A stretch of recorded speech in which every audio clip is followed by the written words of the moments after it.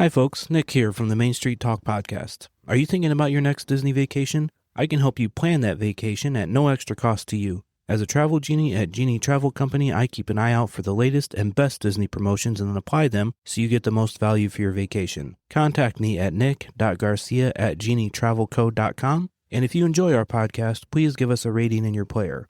Enjoy this week's show.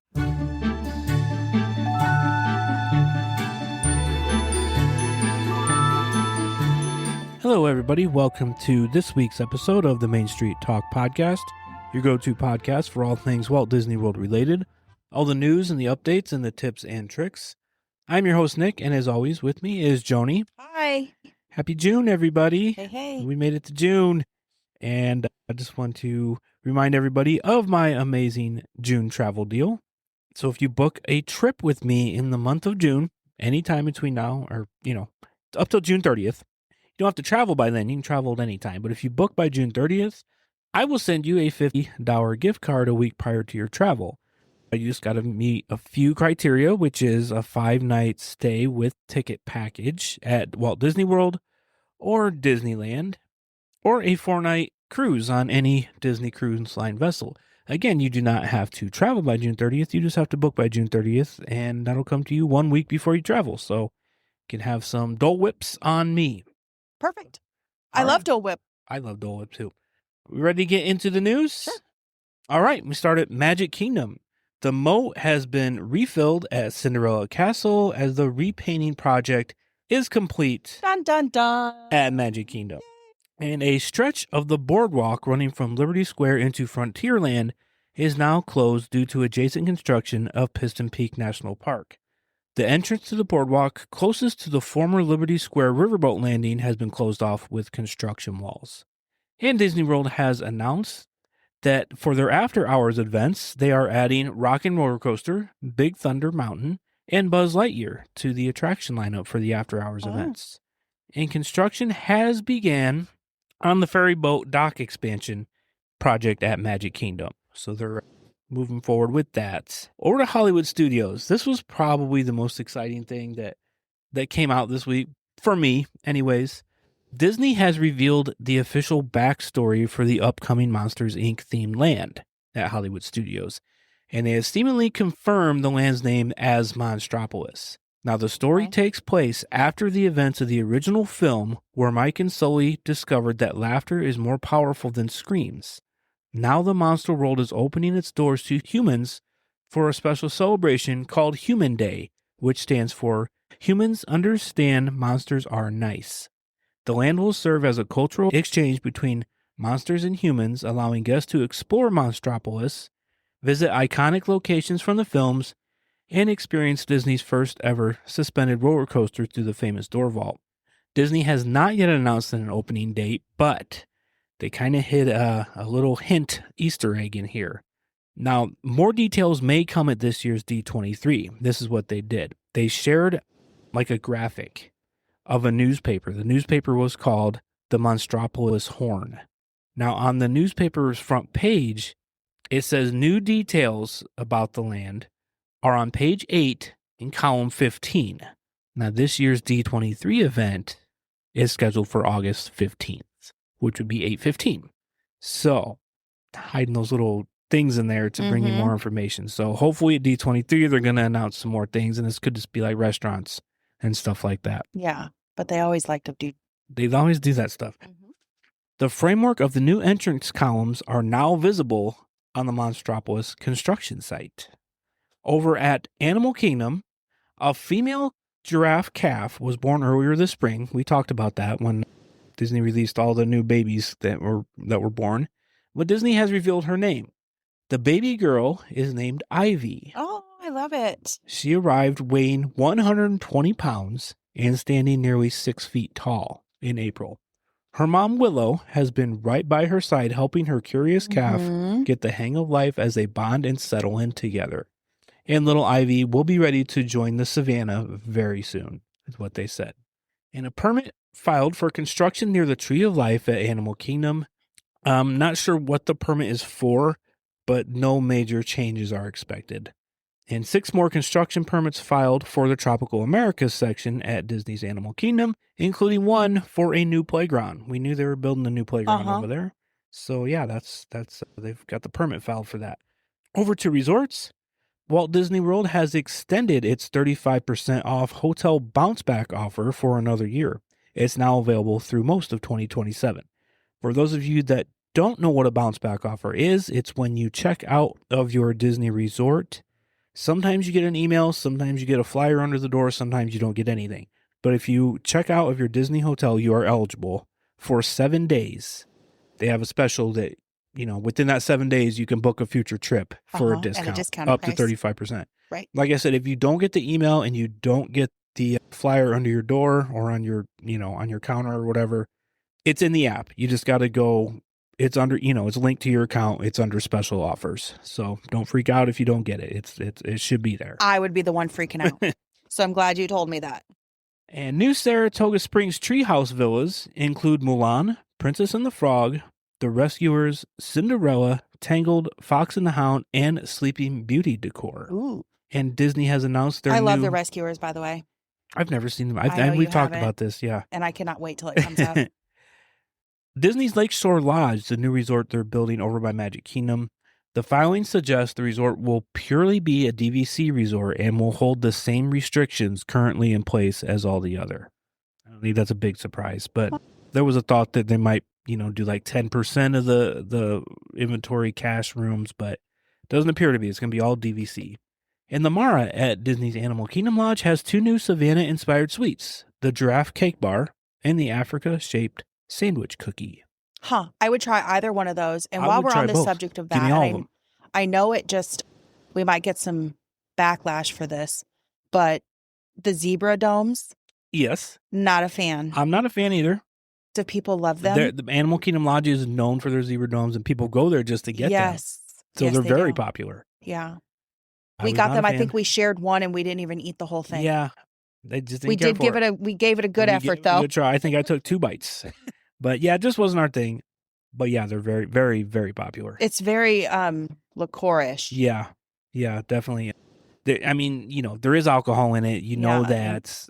But it's to our taste buds, since we're pretty strong. To our taste buds. A strong taste of it. Yeah. So I don't know. Do you have to be like, if a child goes up to buy those, do they allow that? I don't since know. It's cooked? I don't know if a child could buy it from the counter. You could probably go to a stand and get a beer brought.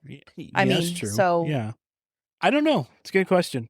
Anyway, carry on. I'm interested and happy to try the other 2 new ones. On to miscellaneous. This is ironic. I heard this song today in the car on my way back from the grocery store. Taylor Swift released her song for Toy Story 5. Are you listening to Friday. Taylor Swift? No, it came on the radio. Oh. It honestly came on the radio. So she released her song for Toy Story 5. She released it on Friday. I Knew It, I Knew You is the name of the song, and it's inspired by cowgirl Jessie. And according to DTVA News, Disney is moving forward with a new Inspector Gadget live-action film, possibly starring Will Ferrell. And if you are a Run Disney person, you might have noticed that I didn't really see what happened. I think it was an IT technical issue, but they were supposed to have registration for the 2027 Princess Half Marathon on June 2nd, but something crashed. So that has been moved to Monday, June 8th. So the day that this airs, Monday, June 8th, 10 a.m. Eastern Time, is when they moved the 2027 Disney Princess Half Marathon weekend. The registration starts then. Again, that's Monday, today, when you're listening to this, 10 a.m. Eastern Time. And Rapunzel's Castle Lego set has been released online at the Disney Store. It's pretty cute. I saw it. I checked it out. If you're a Tangled fan or your kid's a Tangled fan, I definitely check it out. And some sad news from Disney. Beauty and the Beast and A Whole New World singer Peebo Bryson has died at the age of 75. So, some sad news there. And that's all I have for news this week. So let's go on over to the Spotlight on Attraction.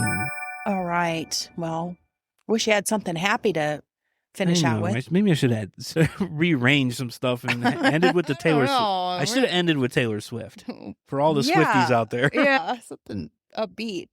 Well, in any case, we are over in Epcot, and today we're talking Norway. So we're going to finish up all of Norway. We're going to meet Anna and Elsa, visit Frozen Ever After, the Stave Church, and a couple of dining options that are over there. So to meet Anna and Elsa at the Royal Summer House, you can check the app daily for operating hours as they can change.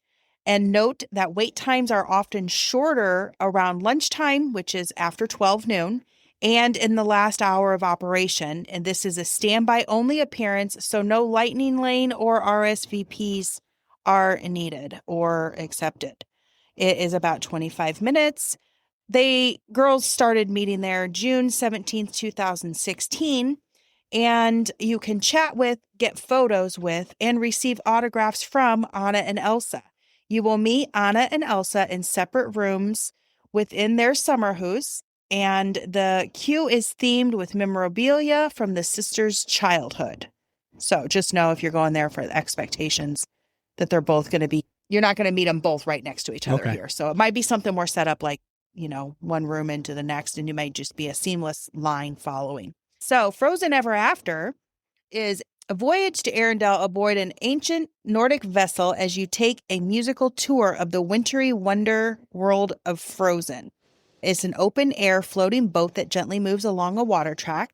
There is no height requirements, including infants. Children under 7 must be accompanied by a guest who is at least 14 years or older.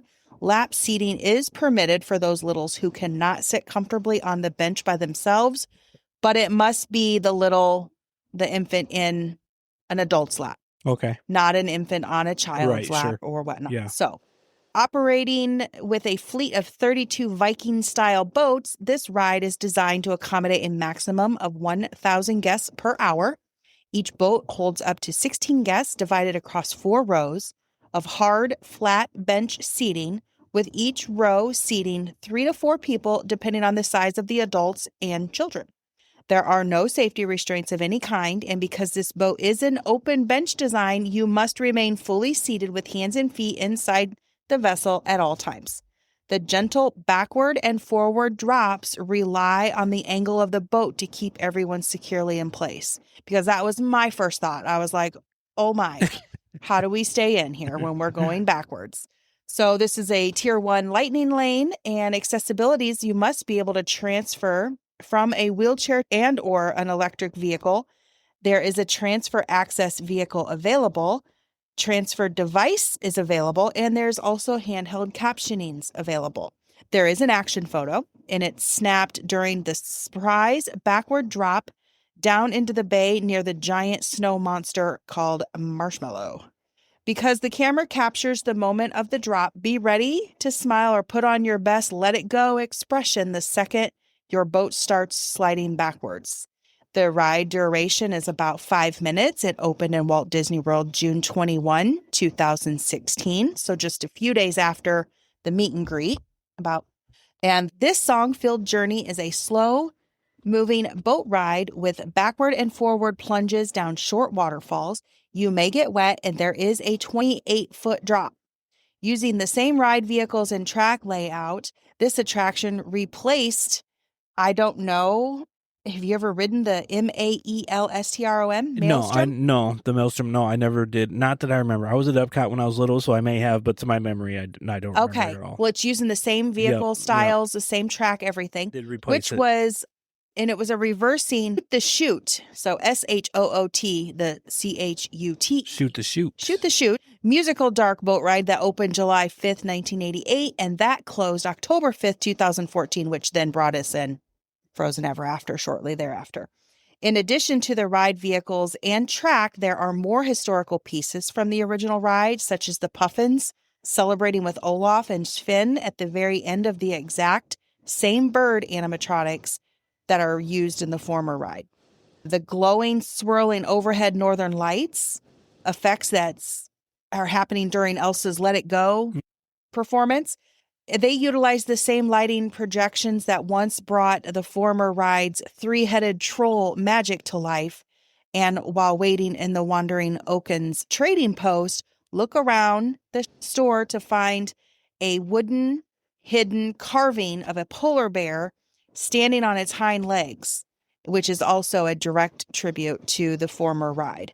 Frozen Ever After pioneered Walt Disney World's very first entirely electric audio animatronics, breaking away the stiff pneumatic and hydraulic systems of older rides to allow the characters to move more fluidly and thus more lifelike for posing, looking more Right. real. Yeah. real. Right. And some cute Easter eggs to spy are number one is the name on the cold storage warehouse building that reads, I am not even going to attempt this. Okay. It is in another language, but you will see it. And anyway, it translates from Norwegian to dock line cold storage. So what this is supposed to represent, if you guys remember in the movie, he claims that he can sell ice Yeah. to Eskimos or, Yes. or whatnot like that. So this is a direct Easter egg to Kristoff, to his ice business. Number two, the second Easter egg is the Southern Isles Gazette prop newspaper featuring a headline about the disgraced Prince Hans getting blasted by a giant snowball. And the third one that we'll talk about is the Weston Warning, which is a humorous official warning poster hanging up to alert citizens about the sneaky Deuce of Wesselton. So that's about the ride there. And we'll talk about the Stave Church Gallery for just a moment. I do want to say one thing about the ride. Sure, just a little tip for first timers. Yeah.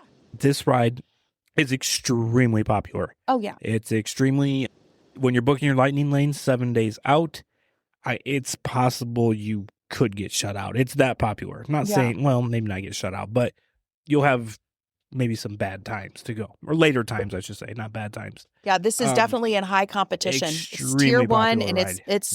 it's one of the top 3 or 4 that you want to get into. One of the most popular rides in all of Disney World. So yeah, I'm sorry. In my, if you want to start at the back of the park or at the front of the park, on what order to hit this, or you can get into your lightning lanes and schedule them. There's some different strategies you can go over with this, but just know that it's extremely popular. Mm-hmm. And if it's sold out, a lightning lane the day you're there, it's probably not going to open up. Yeah. It may, but don't count. But I would say keep trying, because some people would drop them or not be able to make it and forfeit. Yep. Just have a backup plan. Don't count. But that's right. I'm sorry. Go ahead. No, you're fine.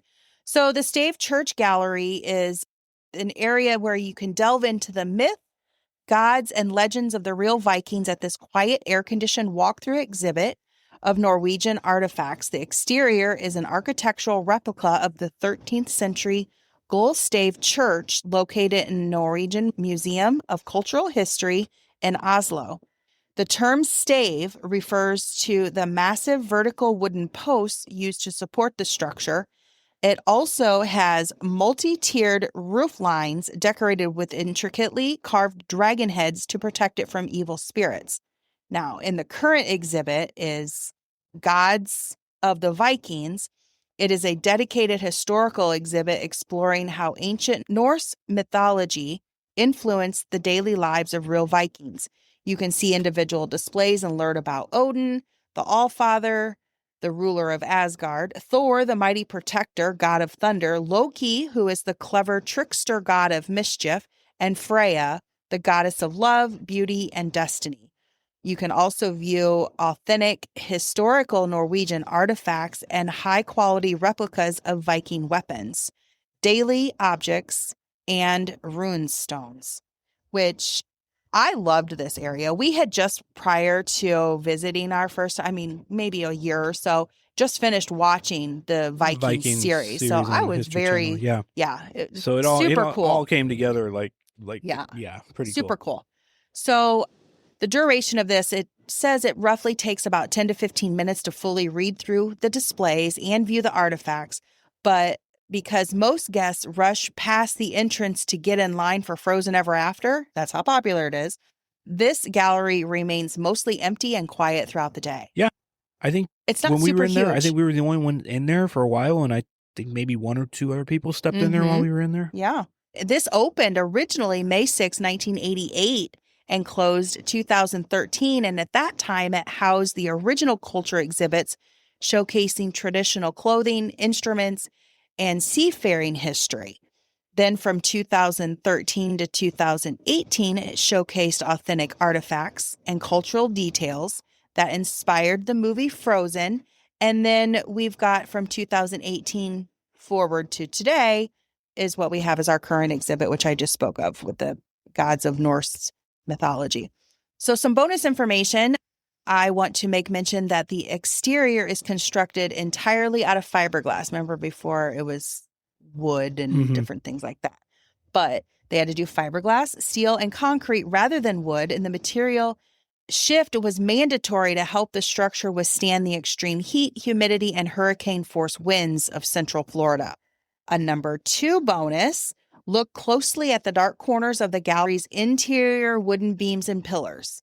Disney Imagineers carved tiny, stylized Viking faces directly into the support structures. Well, that's pretty cool. Yeah. I wish I had known this before we went to go see it because I just loved this area. These hidden figures blend seamlessly into the ornate woodwork and are meant to represent the watchful eye of the ancient Norse ancestors. Number 3 Easter egg is when the gallery and pavilion officially opened in 1988. Crown Prince Harald of Norway, who later became King Harald V, attended the dedication ceremony in person. The grand opening was so culturally significant that it was broadcast live back on national TV audience across Norway, which was super cool, I thought, too. Because it's such a small area to have a prince come over for, oh my goodness. And then the number 4 Easter egg, we are talking about for eagle-eyed Disney fans, there's a hidden Mickey tucked away inside the current Norse mythology exhibit. If you look closely at the protective decorative trim on the display case dedicated to Freya, the goddess Freya, there is a swirling Viking pattern that's in there just subtly enough that it forms the distinct 3-circle silhouette of Mickey Mouse. Oh, wow. So those 2 we're definitely going to have to look for when we go back again, those 2 carvings in there. So there are a couple of dining areas. I am not even going to attempt to read these. Well, the one is Kringa Og Cafe, and that is a quick service walk-up bakery. There is no indoor seating, but it does have covered outdoor seating available right next to the bakery. And the Disney dining plan is accepted there. And most pastries count as a snack credit. And they also have specialty and coffee drinks, alcoholic beverages, and standard soft drinks, including lemonade and tea. So there's some quick stuff for you. And then we have the Princess Storybook Dining. Now this here is a premier table service character dining experience located in the Norway Pavilion. It is widely considered one of the best alternatives to Magic Kingdom's Cinderella's Royal Table for meeting multiple princesses in one sitting. A rotating cast of princesses walk right up to your table to chat, sign autographs, and pose for photos. And while characters change daily, guests commonly see Belle, Ariel in her ball gown, Cinderella, Snow White, Aurora, Jasmine, Tiana, or Mulan. And I don't know how many at each time, but with it saying or, so I don't know if they have 3 or 4 or what is going on. I'm not quite sure the number, but you will not likely see all of them in your times of your meal. And although the Frozen ride sits directly next to this restaurant, Anna and Elsa do not appear here. The only place to see them is at their designated meet and greet. And this is an all-you-can-eat style, meaning endless platters of food are brought directly to your table by your server. I don't know that I would want an all-you-can-eat breakfast and then go conquer a park or even lunch, maybe dinner, and then go to... if anything, dinner. But they are serving breakfast currently. Price is $59 for adults, $38 for children aged 3 to 9 rather. And lunch and dinner is $69 per adult and $46 per child aged 3 to 9. Advanced dining RSVPs are highly recommended and open 60 days in advance at 6 a.m. And you can do all that through the My Disney Experience app. So that was a mouthful. Seemed like it's pretty busy stuff going on there. All right. That's what I have for Norway. Yeah. All right. Thanks, Joni. Yeah. On to this week in Disney history. June 9th, 1934, animation history changed forever when a temperamental squawking bird in a sailor shirt made his very first on-screen appearance. Donald Duck debuted in the Silly Symphony cartoon, The Wise Little Hen. Mm-hmm. June 12th, 1957, over in Anaheim, California, Disneyland Guests got a futuristic look at domestic life when the Monsanto House of the Future officially opened in Tomorrowland. It was built almost entirely out of plastic and featured sci-fi mind-blowers like ultrasonic dishwashers and hands-free phones. Oh. June 11th, 1977. The magic traveled east when Walt Disney World in Florida debuted its very own version of the iconic Main Street Electrical Parade at Magic Kingdom, setting the night aglow with thousands of synchronized lights. June 12th, 1994, park innovation kept moving forward. Magic Kingdom's classic WED Way, or Wedway, whichever one, People Mover officially debuted a massive sci-fi makeover, completely rebranding into the Tomorrowland Transit Authority we know and love today. Yeah. June 12th, 1999, Disney took over the box office with the world premiere of Tarzan at the El Capitan Theater. It marked a spectacular grand finale of the historic Disney Renaissance era, complete with an unforgettable Oscar-winning soundtrack by Phil Collins. June 7th, 2002, back on TV screens, Disney Channel struck gold. The smash hit animated series Kim Possible premiered, teaching an entire generation that a high school cheerleader could absolutely save the world. Kim Possible. My girls used to watch that. Ron Stoppable. Was that the other one? And that is it for this week in Disney history. Oh, nice. Let's go over to our movie of the Well, week. I have something to add. It's not really Disney history, but it's personal history. So I was just backtracking here. And I have to say that my very first episode with you was aired on June 2nd of last year. Was it really? So we've spent the last year together doing this. Doing this podcast. Yeah. And I believe at that time is when I mentioned that your birthday is just a couple days from now. It'll be one day. It's on Tuesday. I share a birthday with Donald Duck. Yes. Yes, I do. Oh. And that's ironic that Donald Duck is your favorite cartoon character. And I'm your favorite human. No. It's very Don't tell ironic. the grands or the kiddos. Oh, boy. Somebody please come put out this fire. All right. You're funny. Let's go over to movie of the week. What do we got? All right. We have the 1957 Johnny Tremain. So the first appearance here is June 19, 1957 in the United States. It has an 80-minute runtime. The budget was $700,000. Box office is not publicly recorded or available because it was shot as a 2-part television episode, and the exact box office receipts were not comprehensively or widely archived in the 1957 era or time frame like they are now today. Director was Robert Stevenson, screenplay by Tom Blackburn, cinematography by Charles P. Boyle, edited by Stanley E. Johnson, and music by George Bruns. It is based on Esther Forbes' 1943 historical fictional novel titled Johnny Tremain. And the region is set in New England, specifically Boston, Massachusetts.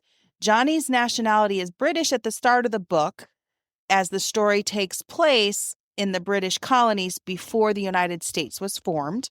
His occupation, he worked primarily as a silversmith's apprentice at the beginning of the novel, but after a severe hand injury ends his metalworking career, he transitions to working as a horse delivery rider and courier for the Patriot newspaper titled The Boston Observer.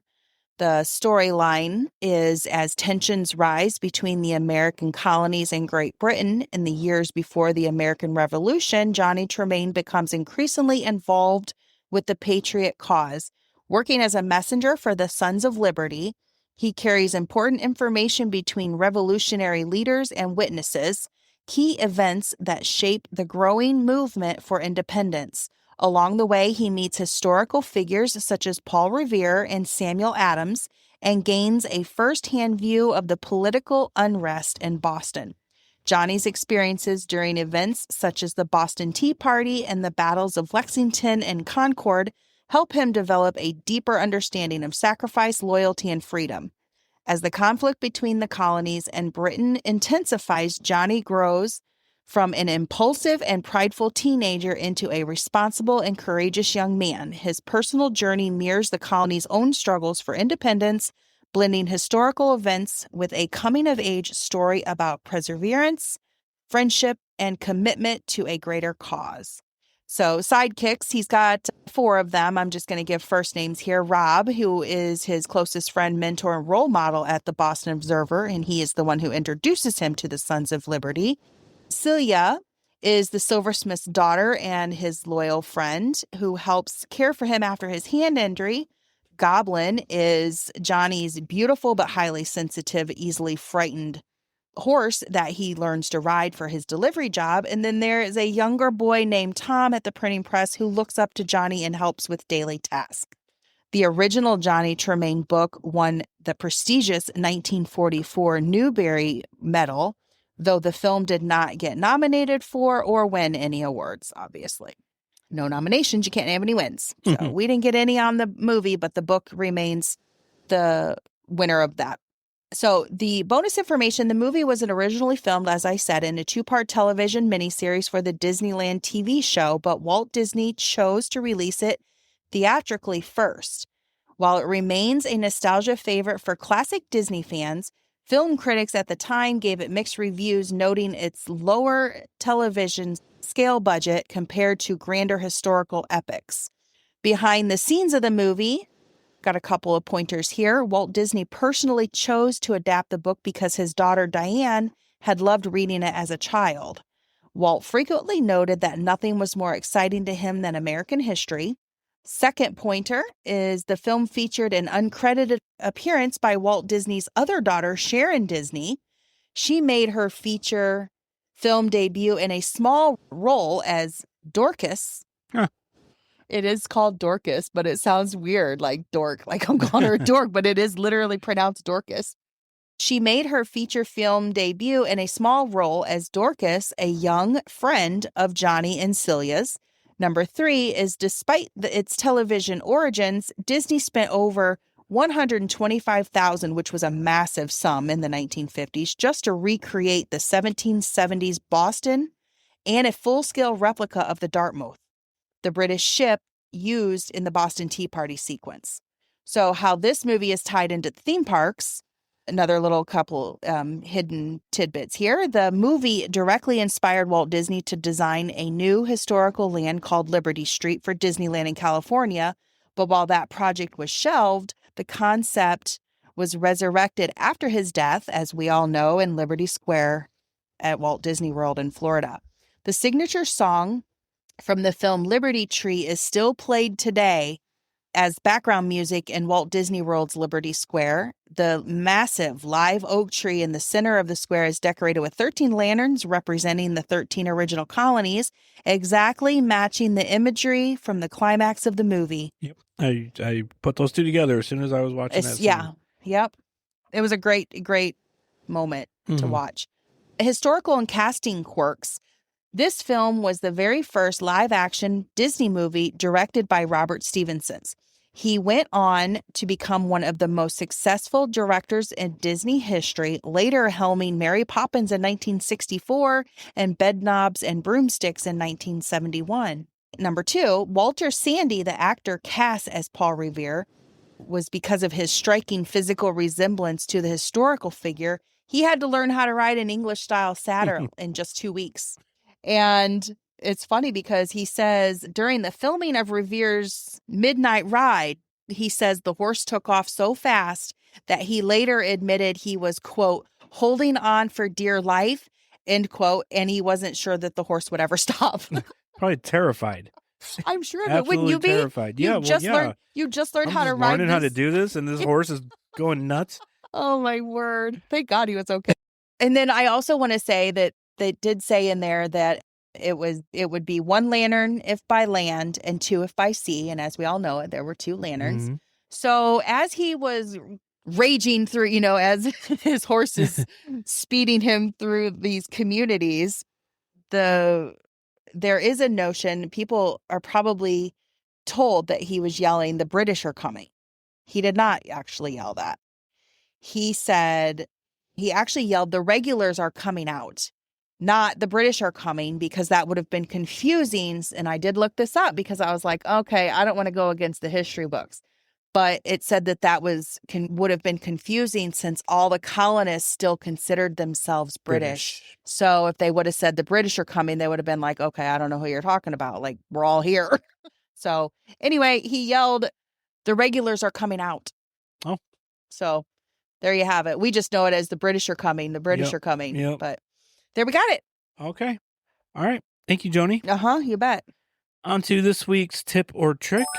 This is a quick one. Our tip or trick this week is to not skip the lesser known rides. A lot of these rides are a lot of fun and hidden gems. I'll give you a couple examples. I know we always talk about People Mover. So just because you got a buddy that says, you can go ahead and skip that ride, I would give it your own, give it a ride and form your own opinion on that. Another one that comes to my mind, something that it's a must do for me every time, is Mickey's PhilharMagic. Mm-hmm. A lot of people, I mean, that theater is never packed and it's never, I don't know if it's a must do for me every time. Yeah. I love that show. I do too. Yeah, just don't skip a ride just because somebody says, well, that ride's not that good. Because what's not good for somebody else is an absolute great one for somebody else. So form your own opinions on this. Yeah, experience it at least once and then go from there. Yeah. Because, as you spoke of the Mexico ride, we literally stumbled across that and just to get out of some rain. It's a must do for us every time.